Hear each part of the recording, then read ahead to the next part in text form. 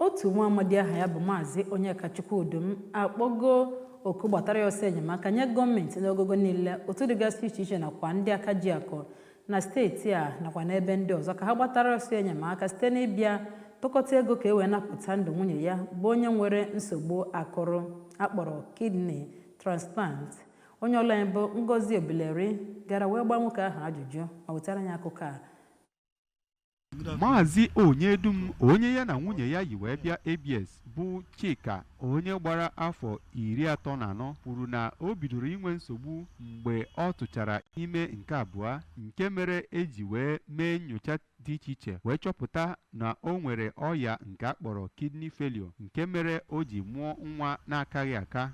Dịka ọ na-akọwa, Oriaku Onyedum kwuru na o jego ụlọọgwụ dị iche iche maka nyocha nke akpọrọ dialysis ma bụrụkwa nke na-enweghịzi ike ịkwụnwu ụgwọ ọ na-eri ya. O kwuru na ndị dọkịta oyibo gwara ha ka ha weta ego ruru nde naira 30 maka ịrụ ọrụ nke akpọrọ kidney transplant. Oriaku Onyedum bụzi onye nọzi ugbu a wee chọọ enyemaka ndị mmadụ. Ihe nna ya ndị mmadụ bụ enyemaka onye ọbụla ha helpụ m ka m wee nwee ike imenwu this transplant ka m wee nwee ike ịsurvive wee zụnwe ụmụ m. Ziga ego enyemaka gị n'akara Fidelity Bank